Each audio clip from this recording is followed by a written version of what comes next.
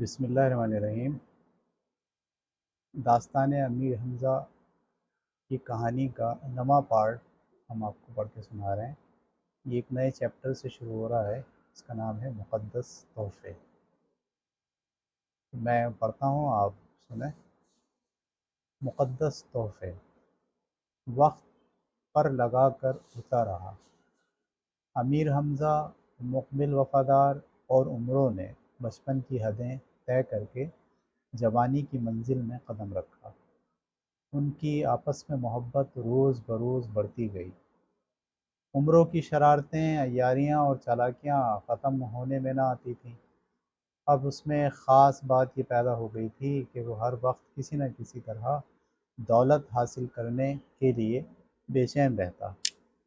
اس معاملے میں دوست دشمن اور چھوٹے بڑے کا خیال بھی نہ کرتا۔ ایک دن جب کہ تینوں دوست اپنے گھر کی چھت پر بیٹھے بازار کی رونق دیکھ رہے تھے کہ ایک جلوس آیا اور شہر سے باہر جانے والے راستے پر چل پڑا۔ امیر حمزہ نے عمروں سے کہا، ذرا معلوم تو کرو کہ یہ لوگ شہر سے باہر کس لیے جا رہے ہیں۔ ابھی پتہ کر کے آتا ہوں، عمروں نے کہا، اور باہر نکل کر جلوس کے ساتھ ہو لیا۔ پھر آدھ گھنٹے کے بعد واپس آ کر امیر حمزہ سے کہنے لگا، ہم یہاں بیٹھے ہیں اور شہر کے باہر زبردست میلہ لگا ہے۔ ملک ملک کے سوداگر آئے ہوئے ہیں، سینکڑوں خیمے لگے ہیں، بڑی رونق ہے۔ ایک سوداگر گھوڑے لے کر آیا ہے، خدا بہتر جانتا ہے ایسے خوبصورت اور طاقتور گھوڑے میں نے کبھی نہیں دیکھے۔ عمروں نے گھوڑوں کی ایسی تعریف کی کہ امیر حمزہ میلے میں جانے کے لیے بے چین ہو گئے۔ انہیں بچپن ہی سے گھڑ سواری کا بہت شوق تھا اور جوان ہو کر تو وہ بڑے ماہر شہ سوار بن گئے تھے۔ سارے عرب میں ان جیسا شہ سوار کوئی اور نہ تھا۔ انہوں نے اسی وقت عمروں اور مقبل کو ساتھ لیا اور میلے میں پہنچ گئے۔ تینوں دوست سب سے پہلے اس سوداگر کے خیمے کی طرف گئے جو گھوڑے لایا تھا۔ اس کے گھوڑے ایک باڑے میں کھڑے تھے۔ امیر حمزہ نے ان گھوڑوں کو دیکھا اور کہا، بہت خوبصورت اور عمدہ جانور ہیں، ہم ان میں سے چند گھوڑے ضرور خریدیں گے۔ وہ گھومتے پھرتے ایک شامیانے کے قریب پہنچے۔ کیا دیکھتے ہیں کہ ایک شاندار ابلخ گھوڑا شامیانے کے نیچے زنجیروں سے بندھا کھڑا ہے۔ اس کا جسم اتنا خوبصورت تھا کہ امیر حمزہ دیکھتے ہی بے چین ہو گئے اور سوداگر سے کہا، اس گھوڑے کی کیا قیمت ہے؟ سوداگر نے امیر حمزہ کو اوپر سے نیچے تک دیکھا اور ہنس کر بولا، صاحبزادے، ابھی جوان ہو، دنیا نہیں دیکھی، جاؤ اپنے ماں باپ کے کلیجے سے لگ کر بیٹھو، تم اس گھوڑے کی سواری کے لائق نہیں۔ کیا تمہیں نظر نہیں آتا کہ اسے میں نے زنجیروں میں جکڑ رکھا ہے؟ یہ کسی کو اپنے نزدیک نہیں آنے دیتا۔ سواری کرنا تو درکنار، اب تک کئی آدمیوں کو دوسری دنیا میں پہنچا چکا ہے۔ یہ باتیں سن کر امیر حمزہ تو چپ رہے، لیکن عمروں کو طیش آ گیا۔ آنکھیں نکال کر بولا، اے سوداگر، اگر تو ہمارا مہمان نہ ہوتا تو ابھی تیری لاش بھڑکتی ہوئی نظر آتی۔ جانتا بھی ہے کہ تو کس سے بات کر رہا ہے؟ یہ مکے کے سردار خواجہ عبد المطلب کے لڑکے امیر حمزہ ہیں، جن کی بہادری اور شہ سواری کا سارا عرب قائل ہے۔ سوداگر یہ تقریر سن کر ہنسا اور کہنے لگا، ممکن ہے تم صحیح کہتے ہو، لیکن میں تو جب مانوں کہ امیر حمزہ صاحب اس گھوڑے پر سواری کر کے دکھائیں۔ قسم کھا کر کہتا ہوں کہ اگر یہ کامیاب ہو گئے تو گھوڑا مفت میں دے دوں گا۔ واہ بھائی واہ! سوداگر کے یہ الفاظ سن کر عمروں کے دل میں لالچ نے سر ابھارا۔ سوچنے لگا، اگر میں اس پر سواری کر کے دکھا دوں تو اتنا قیمتی گھوڑا مفت ہاتھ آ جائے، 10-12 ہزار سے کم میں نہ بکے گا۔ یہ سوچ کر سینہ پھلایا اور سوداگر سے کہا، اے شخص سن، یہ مرگل گھوڑا امیر حمزہ جیسے پہلوان کی سواری کے لائق نہیں۔ ہاں، مجھ جیسا خادم ضرور اس پر چڑھ سکتا ہے۔ پرے ہٹ، میں اس پر سوار ہوتا ہوں۔ عمروں کی شکل دیکھ کر سوداگر حیران ہوا۔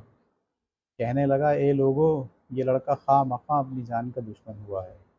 گھوڑے نے اگر ہلکی سی بھی لات مار دی تو سیدھا بحیرہ عرب میں جا گرے گا۔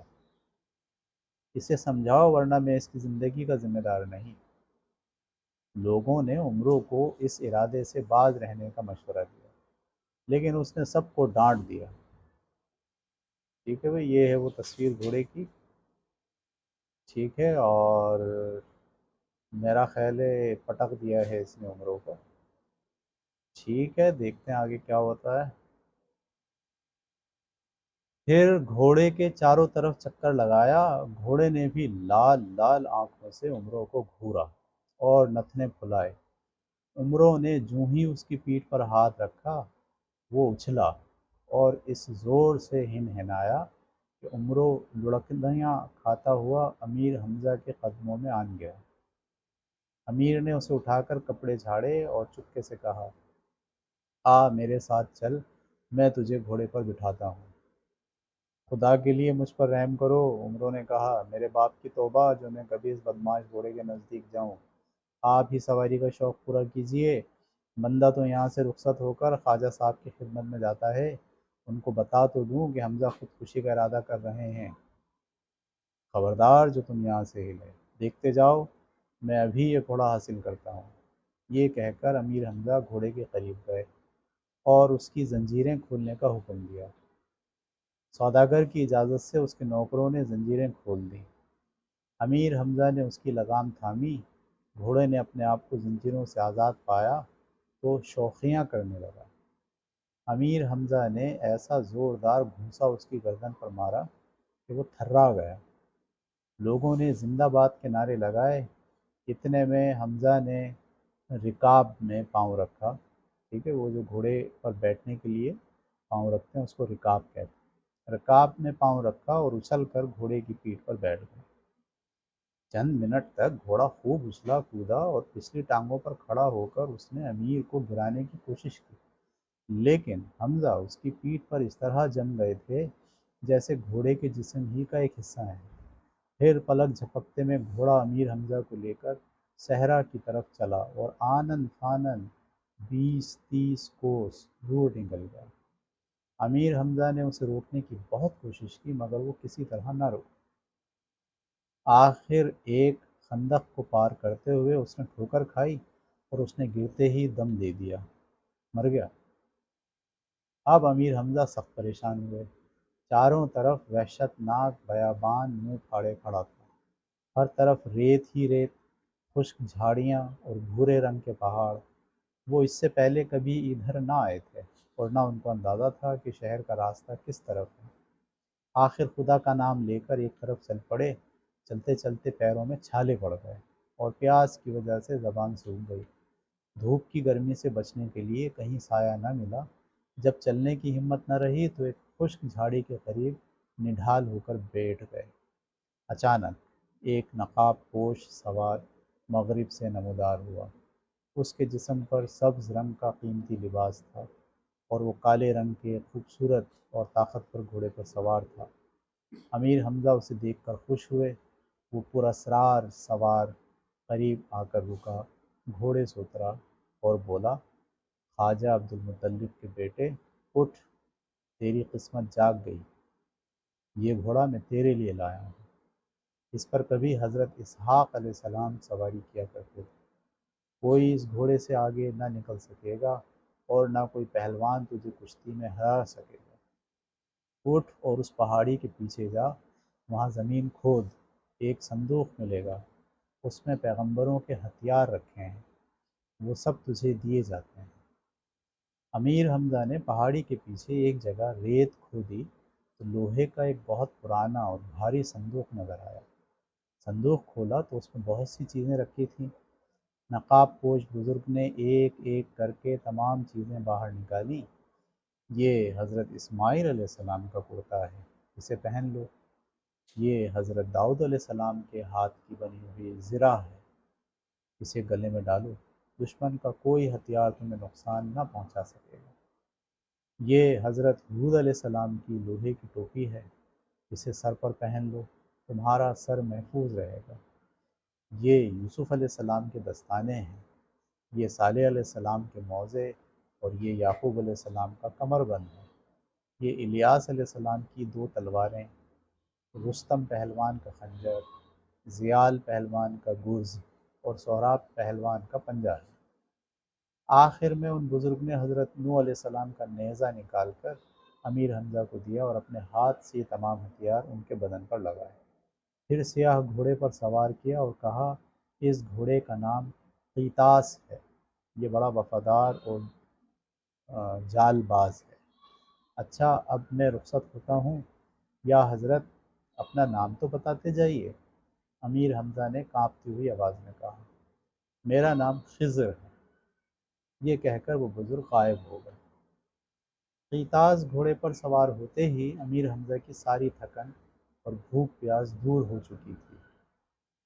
گھوڑا اپنے سوار کو لے کر خود بخود اس راستے پر چل پڑا جو مکے کو جاتا تھا۔ جب سوداگر کا گھوڑا امیر حمزہ کو لے کر صحرا کی طرف بھاگا اور وہ دیر تک واپس نہ آئے تو عمرو سخت بے چین ہوا۔ مقبل سے کہا کہ میں حمزہ کی تلاش میں جاتا ہوں۔ یہ کہہ کر اندھا دھند صحرا کی طرف دوڑنا شروع کیا، میلوں دور نکل گیا اور اب اس کی بھی وہی حالت ہوئی جو امیر حمزہ کی ہوئی تھی۔ پیروں میں بڑے بڑے آبلے پڑ گئے اور پیاس سے تالو چٹکنے لگا۔ آخر بے ہوش ہو کر گر پڑا۔ بہت دیر بعد ہوش آیا تو کیا دیکھتا ہے کہ سبز لباس پہنے ہوئے ایک نقاب پوش سرہانے کھڑا ہے۔ حیرت سے پوچھنے لگا، آپ کون ہیں؟ میرا نام خضر ہے اور تمہیں اس مصیبت سے نکالنے آیا ہوں۔ نقاب پوش نے کہا، اٹھ عمرو، خدا نے تجھ پر کرم کی نظر کی، تیرا نام رہتی دنیا تک زندہ رہے گا اور تجھ سے بڑے بڑے چالاک اور عیار لوگ خوف کھائیں گے۔ اٹھ اور یہاں سے نکل جا، دوڑنے میں کوئی تجھ سے آگے نہ نکل سکے گا۔ یہ کہہ کر وہ بزرگ جن کا نام خضر تھا غائب ہو گئے۔ عمرو خوشی خوشی اٹھا اور ایک جانب دوڑنے لگا۔ اسے یوں محسوس ہو رہا تھا جیسے اس کے جسم میں بجلی بھر دی گئی ہو۔ دوڑتے دوڑتے آنن فانن سینکڑوں کوس دور نکل گیا اور کوئی تھکن نہ ہوئی۔ بھوک پیاس بھی مٹ چکی تھی۔ ایک جگہ کیا دیکھتا ہے کہ امیر حمزہ سیاہ گھوڑے پر بیٹھے اور طرح طرح کے ہتھیار جسم پر سجائے چلے آتے ہیں۔ عمرو انہیں صحیح سلامت دیکھ کر بہت خوش ہوا، کہنے لگا، حمزہ اس سوداگر کا گھوڑا کہاں ہے؟ اور یہ گھوڑا اور یہ ہتھیار کس کے اڑا لائے ہو؟ امیر حمزہ ہنسے، سارا قصہ سنایا اور آخر میں کہا، یہ گھوڑا جس پر میں سوار ہوں اسحاق علیہ السلام کا ہے۔ مجھے تو جب یقین ہو کہ یہ گھوڑا دوڑ میں مجھ سے آگے نکل جائے۔ عمرو نے کہا، اچھا یہ بات ہے، تو آؤ دوڑ لگاؤ۔ امیر حمزہ نے کہا اور گھوڑے کو ایڑ لگائی۔ عمرو بھی گھوڑے کے ساتھ ساتھ دوڑنے لگا۔ نہ گھوڑا آگے نکل سکا اور نہ عمرو۔ عمرو کی یہ رفتار دیکھ کر حمزہ حیران ہوئے، کہنے لگے، او امیہ کے بیٹے، تو نے یہ ہنر کس سے پایا؟ اسی سے جس نے تمہیں یہ گھوڑا اور پیغمبروں کے ہتھیار دیے، عمرو نے جواب دیا۔ وہ باتیں کرتے ہوئے مکے کے قریب پہنچ گئے۔ کیا دیکھتے ہیں کہ شہر کے سارے مرد عورت ایک جگہ جمع ہیں۔ خواجہ عبد المطلب بھی حیران و پریشان کھڑے رو رہے ہیں۔ حمزہ اور عمرو کو دیکھتے ہی سب لوگ خوشی سے نعرے لگانے لگے اور خواجہ صاحب نے آگے بڑھ کر باری باری حمزہ اور عمرو کو گلے سے لگایا۔ مقبل وفادار کو جب معلوم ہوا کہ خضر علیہ السلام نے امیر حمزہ کو مقدس تحفے دیے ہیں اور عمرو کو بھی دوڑنے کی قوت عطا فرمائی ہے تو وہ دل میں کہنے لگا، میں بڑا بد نصیب ہوں، مجھے کچھ بھی نہ ملا، اب یہاں رہنا بیکار ہے، میں اپنے دوستوں کی نظر میں گر جاؤں گا، بہتر یہی ہے کہ چپ چاپ یہاں سے نکل کر ایران کی طرف چلو اور نوشیروان کے پاس حاضری دو، وہ قدر کرے گا۔ یہ سوچ کر مقبل کی آنکھوں سے آنسو بہنے لگے۔ رات کے اندھیرے میں گھر سے نکلا۔ امیر حمزہ اور عمرو بے خبر سو رہے تھے۔ مقبل نے دل ہی دل میں رخصتی کا سلام کیا اور مدائن کو جانے والے راستے کی طرف ہو لیا۔ ایک دن اور ایک رات چلتا رہا، آخر پیروں میں چھالے پڑ گئے، تھک کر ایک درخت کے نیچے بیٹھ گیا اور موت کی آرزو کرنے لگا۔ پھر خیال آیا کہ اس طرح تو موت آنے سے رہی، کیوں نہ درخت پر چڑھ کر نیچے چھلانگ لگا دوں۔ یہ سوچ کر درخت پر چڑھا، سب سے اونچی شاخ پر پہنچ کر آنکھیں بند کی اور نیچے کود گیا۔ لیکن یہ کیا؟ اسے یوں محسوس ہوا جیسے پھولوں کے ڈھیر پر آن گرا ہو۔ آنکھیں کھولی تو اپنے قریب ایک نقاب پوش کو کھڑے پایا۔ نقاب پوش نے مقبل کو سینے سے لگایا، پیار کیا اور کہا، بیٹا خدا کی رحمت سے مایوس نہ ہونا چاہیے، میرا نام خضر ہے، یہ تیر کمان لے، اس کمان کو تیرے سوا دنیا میں کوئی اور نہ کھینچ سکے گا، تیرا تیر کبھی خطا نہ جائے گا اور نہ اس ترکش میں کبھی تیر ختم ہوں گے۔ یہ کہہ کر وہ بزرگ غائب ہو گئے۔ مقبل کمان اور تیروں سے بھرا ہوا ترکش لے کر بہت خوش ہوا اور واپس مکے کی طرف چلا۔ اب اس کے پیروں میں نہ چھالے تھے اور نہ بھوک پیاس لگتی تھی۔ ادھر امیر حمزہ اور عمرو اپنے دوست کی جدائی سے پریشان تھے اور اسے ہر طرف ڈھونڈ رہے تھے۔ آخر شہر سے باہر ان کی ملاقات مقبل سے ہوئی۔ تینوں دوست ایک دوسرے سے لپٹ کر آنسو بہانے لگے۔ مقبل نے انہیں تیر کمان اور تیروں کا ترکش دکھایا اور کہا کہ یہ تحفہ خضر علیہ السلام نے عطا کیا ہے۔ تو امیر حمزہ اور عمرو خوشی سے ناچنے لگے۔ ٹھیک ہے جی، تو یہ تھا ہمارا سبق نواں، اور کل اگلی قسط میں ہم پڑھیں گے یمن کی فتح۔ تو کل تک کے لیے اجازت دیجیے، اللہ حافظ۔